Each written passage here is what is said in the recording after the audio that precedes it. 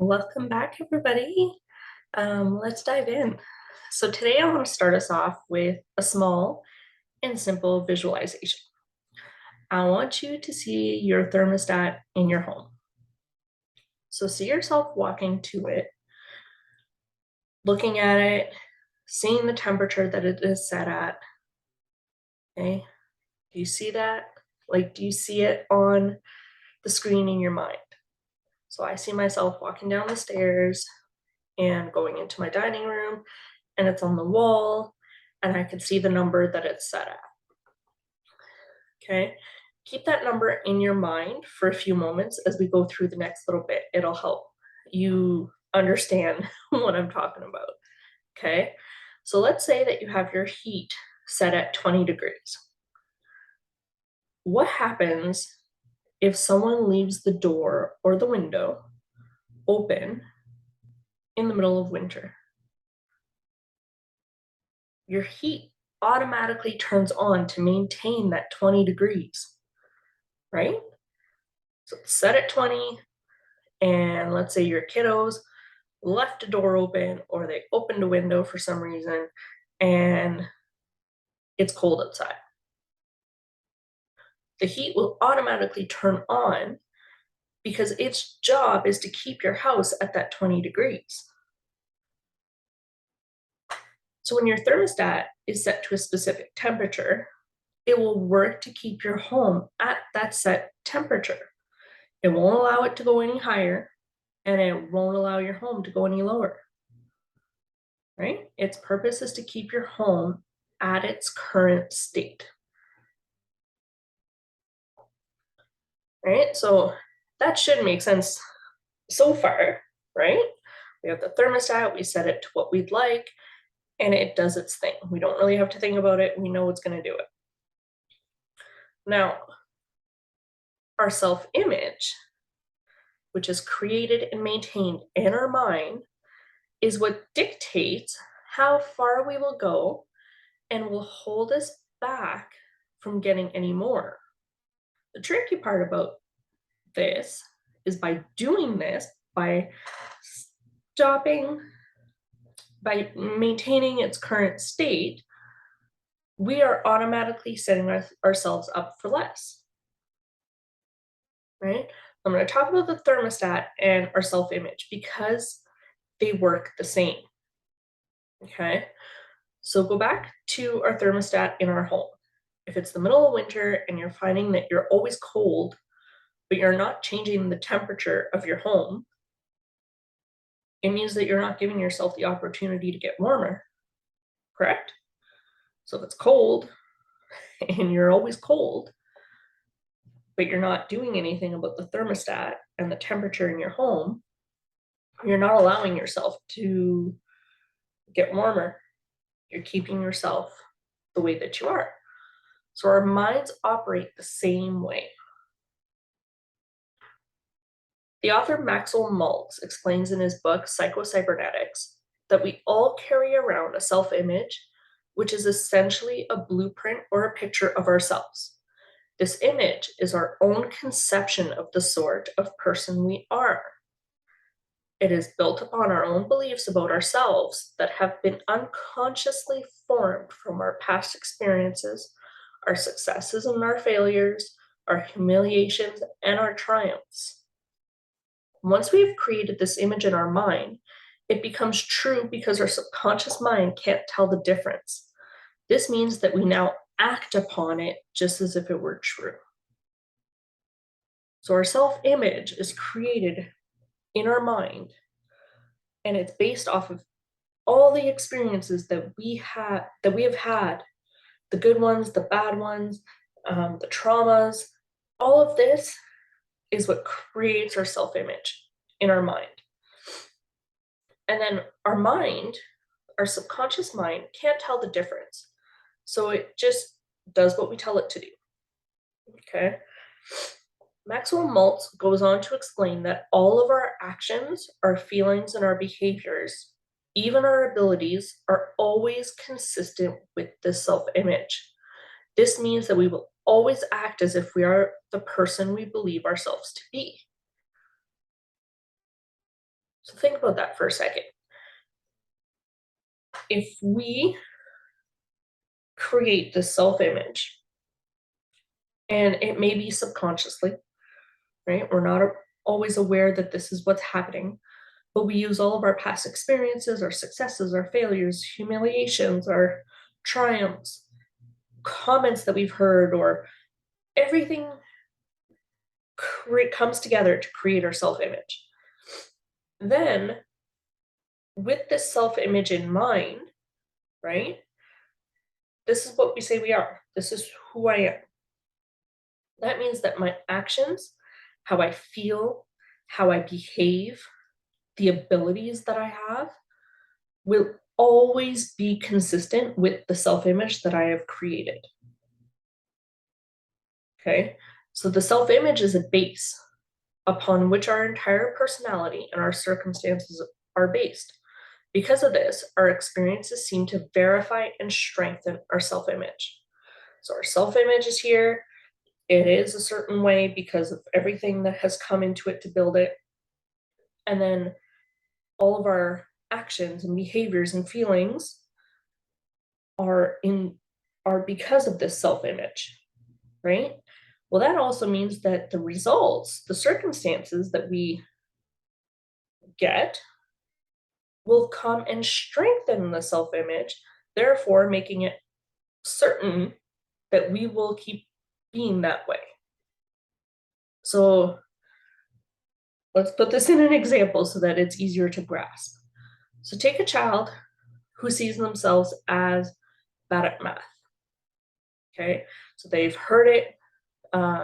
Maybe they got an assignment and they didn't do very well. So now the teacher is saying it, the assignment is saying it. Maybe the parent saw it and said the same thing.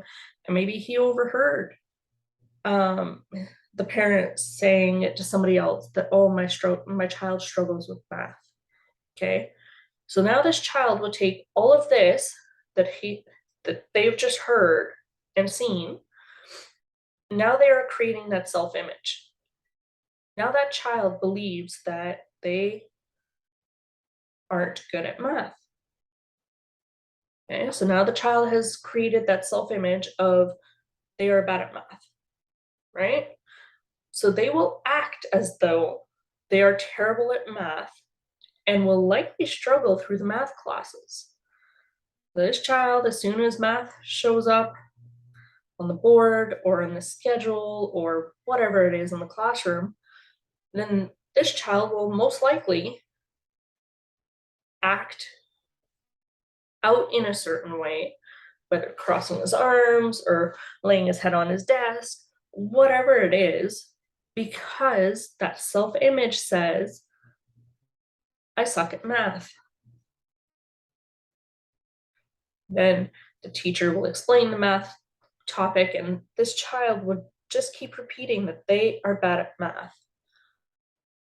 Well, this will then affect the results that they're getting, which then means that they'll get a low grade on the test, which will then reinforce the belief that they are just bad at math. And the cycle continues. So the child has created a self-image. His self-image says that I'm bad at math. He will act as though he's bad at math all throughout the learning process. He'll get a bad grade. It reinforces the self-image, and then it just continues. Bad grade, reinforce. Actions, behaviors, attitude, all of that. Bad grade reinforces, right? So it's the same thing for us as adults. We may not notice it. We may not be aware that it's happening, but it is. So think about, have you tried to build a business, tried to sell a product, somebody said no, you told yourself that you suck at sales. And I use that one because I can relate to that one. I was passionate about something, I wanted to sell something, somebody said no. Well, now I reinforce the fact that I suck at sales. I suck at sales, which means I'm not giving it my all. I'm being reserved. I'm not giving it, the attention that it deserves. I get a no, reinforced, start over. Reinforced, start over.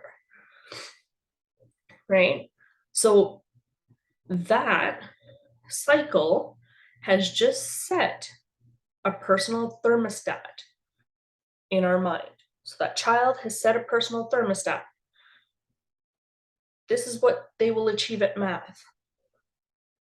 And that thermostat will make sure that it stays there because of the cycle that just happened. Same thing with sales as an adult, right? Okay, well, I suck at sales means I just set my thermostat here, which means even though my goals are up here, I can't reach them because my thermostat is set to there. So how am I going to get up here? By setting it here, I've kind of automatically, I'm allowing anything underneath it. So as I go, I'm probably going to be bringing that thermostat down and down and down. Right? So I hope that makes sense so far, okay? Just keep in mind, your self-image, which you have created in your mind, will dictate how far you can go, okay? So if your self-image is here, this is what you believe you can do, but your goals are up here and you would really like to get there, unless you change this thermostat, there's no way you're getting up there, right? So what does this mean for you? I encourage you to look at where you are now in your life. What have you accomplished? What you have possibly failed at? And it's important to realize that you have created that all within a certain limit. And it's a limit created by your self-image. So as we move forward, it's important that you don't beat yourself up for anything that has happened or not happened up until now. Okay? And I say this almost every time I talk to you. Don't beat yourself up for what you didn't know. We are always doing the best that we can with our current level of awareness. So if my level of awareness is here, I am doing the best that I can with that level. When I know better, well, now I could do better. I know better, I could do better, right? But unless you change that level of awareness, you're not going to do better because you don't know better.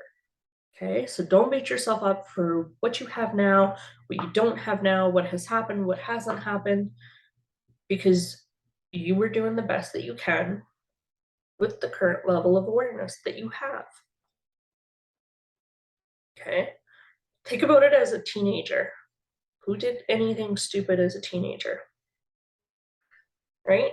Well, our level of awareness as a teenager, we think we know everything. However, our level of awareness isn't quite up to par. So we're doing the best that we can with what we know. Okay, so now I want you to imagine that there's no limit on what you can have, what you can achieve, and what you can do, and what you can earn. Okay, so imagine that that thermostat does not have a limit. You can have your house as hot as you want. You can have it as cold as you want. Okay, same thing applies to your life. And this is a hard concept to grasp. And even for me, it took me a long time to realize and actually truly believe that there's no limit on what I could have, on what I could achieve, on what I could do, and what I can earn. Okay, so this next piece is a fun one. I want you to write it all down with as many details as possible, no matter how silly it may seem. And every time you hear the voice of reason come in, remind it that you're just playing for now. Then push it aside and continue. So as you're doing this activity of writing out what you want, okay, what you would like to achieve, what you want in your life, all of it, okay? Don't put a limit on it. As you're doing this, It may take you a few minutes to get into it, right? Because our voice of reason comes in and will most likely tell you, okay, this isn't realistic. What are you doing? Come on. Like, is that really possible? Right? That's that voice of reason. For now, I want you to acknowledge it, tell it that you're just playing, and then push it aside and keep on going. Okay? So, in this vision of yours, I want you to explain, what do you want your career to look like? Are you in the same job as you currently are? Is it a different one? What does it look like? Right? What are you doing for work? How are you serving others? Okay. And again, if it's a completely different, like, shifting career, that voice of reason is going to come in and be like, do we really want to start over? Tell it you're playing, leave it, let it go. Okay. So, what does your career look like? How much money do you attract in? And money is, I want to say money is a tough one because money leaves a sour taste in almost everybody's mouth, right? But again, how much money do you bring in? Okay. What number comes to mind? What is it that you would like to have? What do you do with this money? Do you donate it? Are you purchasing trips? Are you releasing all your debt? What does it look like? So, the career that you've chosen brings you light and it brings you joy and it's a passion. You love going or you love doing it. This brings you money, it attracts in money. How much money does it bring in? What do you do with this money, this abundance? How are you serving others? Are there things that you have always wanted to do to help others, but you can't right now? How are you showing up for your family? How are you showing up for work, for your community? Do you take trips around the world? Do you take winterly trips somewhere nice and sunny and warm on the beach? Do you take month-long camping trips during the summer? Where do you go? Who do you go with? How often do you go? Maybe you have a dream home. What does that look like? Okay. So again, play with this. Have fun with it. Turn to Pinterest for images, for inspiration, right? I've built my entire dream home with Pinterest. I've got it in my mind. I know what it's going to look like. I know each piece, each room, the decor around it, the cabinets, the furniture. And Pinterest just helped put pictures to it, right? So now I can picture it, I can visualize it in my head.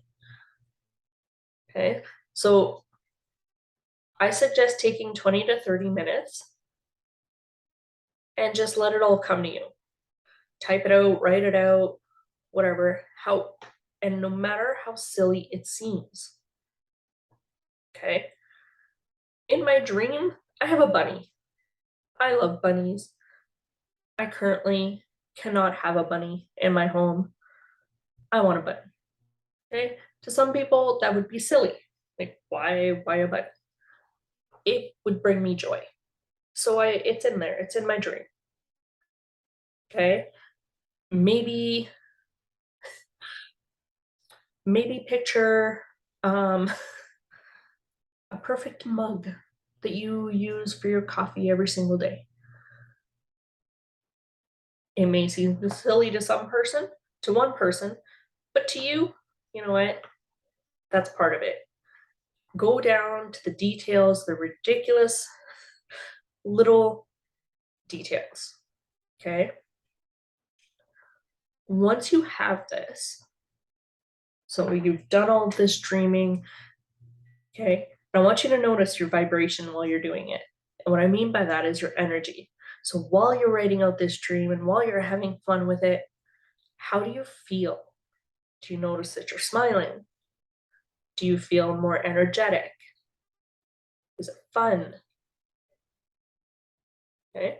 And if your spouse is up for it, bring them into it. What would you like to do? Let's dream. And when I talk about these kinds of things with my husband, I will tell him, okay, we're just dreaming here because I know that that's what he needs right now, right? He needs to know that we're dreaming. Whereas I understand that I am shifting my standards, I'm shifting my thermostat, right? So enjoy it for, it's a fun date night. Let's dream. How do we act? How do we dress? Where do we live? Where do we go? Just have fun. Okay. Once you've done this, so once you've dreamt, this is what your dream looks like. This is what all of it looks like. Ask yourself this question. Does my current self believe I can have this? Do my current beliefs about myself, my abilities, my talents, my attitude, my actions, act like the person who has all of this? So you've created this dream. Now step back and ask yourself, do I actually believe that I can have this dream? So, for example, if you often think money is the root of all evil, money doesn't grow on trees, I can never earn that much money, right? But in your earlier description, you wanted to attract in $1 million. Doing your dream, you wanted to attract in $1 million. And you've listed all the things that you'd love to do with that money. But your current self-image says money is evil. It doesn't grow on trees. I can't have that much money. Then it's safe to say that your current belief around money and your abilities don't match your wants, right? So your thermostat is set here because money is evil. I can't attract it in. I'd be lucky to have that much money. Oh, I can never earn that much money. But you want $1 million. That's a huge gap between where you're set at and where you want to be. Right? Same thing with a house, for example. If you're currently living in an apartment, and there's nothing wrong with apartments, but if you're currently living in an apartment and you want more, not everybody does.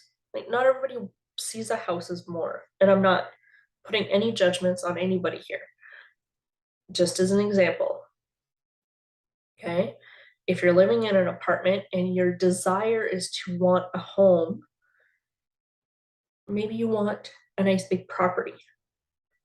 You want your dog to have room to run. You want your kids to play outside. But your beliefs around owning a home is that it's too much work. It costs too much money. You can never do it. Your current level is here. What you want is up here. Again, there's that gap.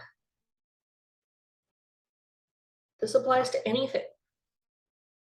So if your desires and your belief, if they're not on the same page, they're not on the same level, if there's a gap, then you're never going to get there. So now you have two choices, right? So you've got your dream, you've had a reality check of your beliefs, your self-image. So now you have two choices. You can either option one, hold on to your current self-image and beliefs and settle for what you currently have. And this doesn't mean that you can't be grateful for what you have. That's not what I'm saying. You can be grateful and want more, right? So I can be grateful for the home that I have at the moment. I can be grateful for my family. I can be grateful for my puppy. I could be grateful for the clothes on my back. And I can want a different home. And I can want a bunny. And I can want property, right? So I'm grateful for all that I have right now. And I'm aiming for more, right? So option one is that you hold the current self image that you have, you hold on to your beliefs, and you tell yourself, okay, well, this is where I am. This is my goal. I guess I'm going to stay here. That's my choice. I'm going to bring down my goal and I'm just going to settle for what's here, right? So that's option one. Brought down my goal. Probably feels kind of crushing at the moment, especially if you really had fun with your goal, if you really had fun with your vision, right? Option two is that you decide you want the $1,000,000 and up level your self image and beliefs. So, option one, I didn't want to change my baseline, so I brought down my goal. Option two, I really want what's up here, so guess what? I'm going to up level my self image and my beliefs so that I can come up and grab this goal. Okay, now both of these are possible. One of them probably seems easier, and the other one seems almost impossible at the moment. Okay, I hesitate on the word impossible because I know that I have been up leveling my self image and my beliefs slowly and consistently because I don't want to bring down what I have set as my goal, as my desires, as my wants. Okay. I didn't want to bring this down because I've tried and I didn't like the feeling. So my goals are up here. My self image started way down here, right? And I am slowly building myself back up. I am bringing myself up so that I can meet this goal. I am up leveling my self image and my beliefs. When I started my self growth and awareness journey over a year ago, my self image was set on low. I believed that life was just meant to be for work, come home, feed the kids, do housework, do homework, sleep, repeat. I believed that abundance wasn't meant for me, that my accounts were just always going to be on the border of zero or less. Right? That was my belief. That's how I had set it up unconsciously. That's how I had set everything up. So then I was reinforcing the belief, which would then give me the same results. Reinforce belief, right? I was in that cycle until I became clear on my purpose and my desires. So the bigger the vision got, the more I had to turn the thermostat higher.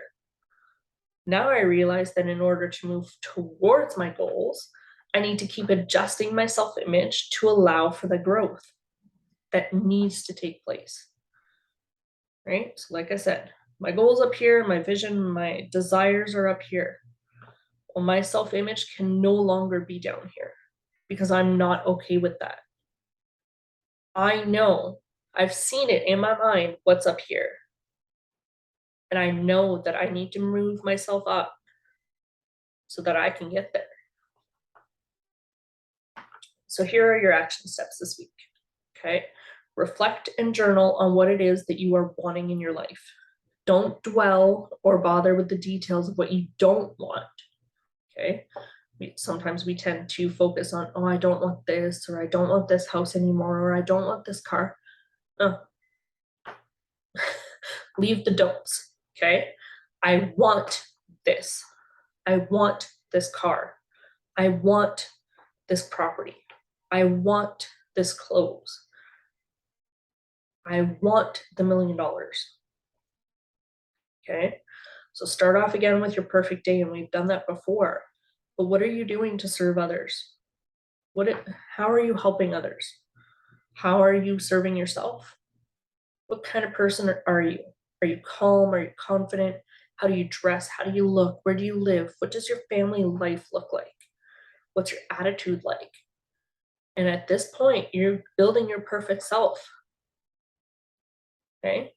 Along with what we mentioned earlier, right? Take take the time, go through it.